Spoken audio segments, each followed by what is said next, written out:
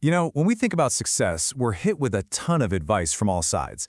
But honestly, if you boil it all down, it kind of points in two totally different directions.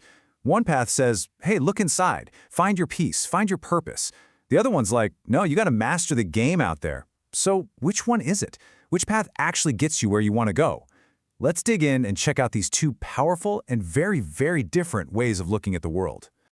So, yeah, this is the big question, isn't it? Is real success found in that feeling of internal balance, that sense of clarity? Or is it something you win by playing the game, by understanding strategy, and having influence over the world around you? It's a classic conflict, and it really shapes how we chase our dreams.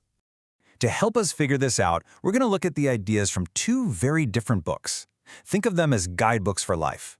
In one corner, we have The Path of Clarity. It's all about that inside-out approach. And in the other corner, we've got the 48 Laws of Power, which is basically a playbook for winning in a, let's say, complicated external world. Two guidebooks, two completely different maps. Let's start with that journey inward. Okay, so first up, let's explore this idea of clarity through a quick story. I want you to meet Arav. He's 32, got a decent job, lots of responsibilities, and this nagging feeling that he's just completely lost. He's just stuck on this hamster wheel of work, bills, and pressure, and he keeps asking himself, what am I even doing? Sound familiar? Yeah, I think we've all been there. So one day, Arav's reading a book, and this one line just leaps off the page at him. A clear vision. And it just hits him like a ton of bricks. That's exactly what he's missing. He has no idea what he really, truly wants from life. And that's where all the confusion and stress is coming from. So what even is clarity, according to this way of thinking? Well, it's not about having every single answer figured out. It's actually way simpler. It's about knowing your non-negotiables. It's about figuring out what truly matters to you, your core priorities, and then just letting all the other distractions, all that noise, fade away. The book gives Arav this super simple, but honestly, really powerful exercise. Just write down the 5 most important things in your life. So he really thinks about it, and this is what he comes up with. Family, health, career, financial freedom, and peace of mind. And what's crazy is that just by naming these things for the first time in a long time, he feels like he has a compass, a true north to guide him. And this is the light bulb moment. Because when Arav looks at his list and then looks at how he's actually living his life, he sees this huge gap. His day-to-day actions were totally out of sync with what he said he valued. I mean, he was working like crazy, sure, but for stuff that didn't even make his top 5.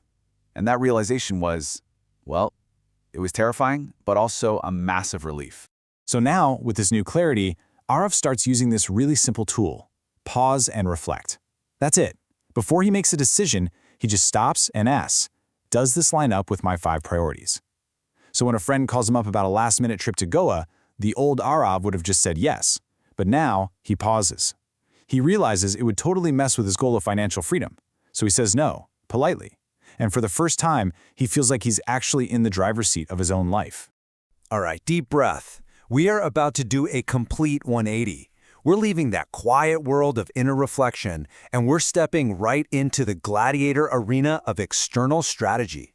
This is a philosophy where success isn't something you find, it's something you take.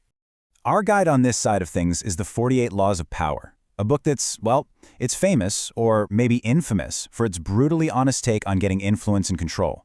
And here's a fun fact. It's actually banned in several countries, which pretty much tells you everything you need to know.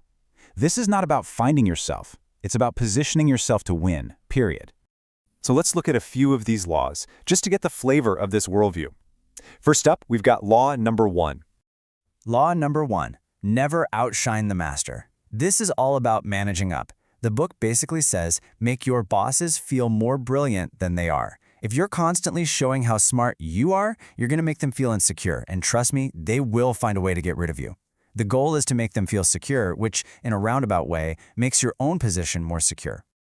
Okay, next up, we have a law that's all about perception. Law number 3. Law number 3, conceal your intentions. The whole idea here is to keep people guessing. If they have no idea what your real goal is, they can't possibly defend against it. And the book gives this perfect example. You know those toppers in school who always say, "Oh, I didn't study at all," right before a huge exam? That's what this is. By hiding how hard they worked, they make everyone else lower their guard. It is a classic power move.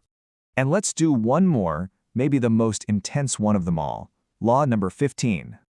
Law 15, crush your enemy totally. Yep, it's pretty ruthless. The logic is ice cold but simple. If you leave any part of an enemy standing, they will recover and they will come back for revenge. History is just littered with stories of people whose mercy led to their own downfall. So according to this law, a rival isn't just a competitor, they're a threat. And a threat has to be completely and totally neutralized. Whew. Okay, so we have two completely different ways to approach life. One is all about inner peace, the other is about external control. So let's put them to the test. Let's take a real-world scenario that, let's be honest, way too many of us have had to deal with. So, picture this. A colleague straight up steals your idea and passes it off as their own. The clarity approach? It tells you to pause and reflect.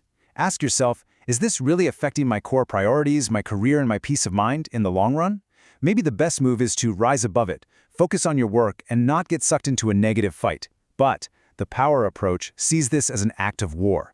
You'd use Law 3, conceal your real feelings. You might even act friendly while you gather info on their weaknesses, and then when the time is just right, you use Law 15 and you completely and totally discredit them, making sure they can never be a threat to you again.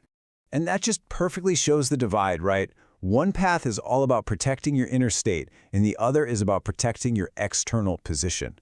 So looking at those two options, what does your gut tell you? What would you do in that situation?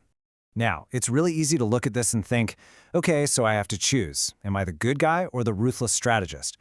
But maybe that's looking at it the wrong way. What if the smartest play isn't choosing one or the other, but actually blending them together? Let's think about a third option. Let's call it purposeful power. The idea is pretty simple.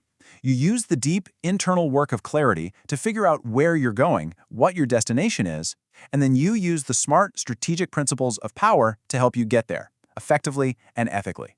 So how does that actually work? Let's go back to that colleague who stole your idea. Clarity helps you figure out what's worth fighting for. Is this fight worth sacrificing your peace of mind? Probably not. But protecting your career? Well, that is one of your top 5 priorities. So you don't set out to crush them, but you also don't do nothing. Use the tools of power strategically.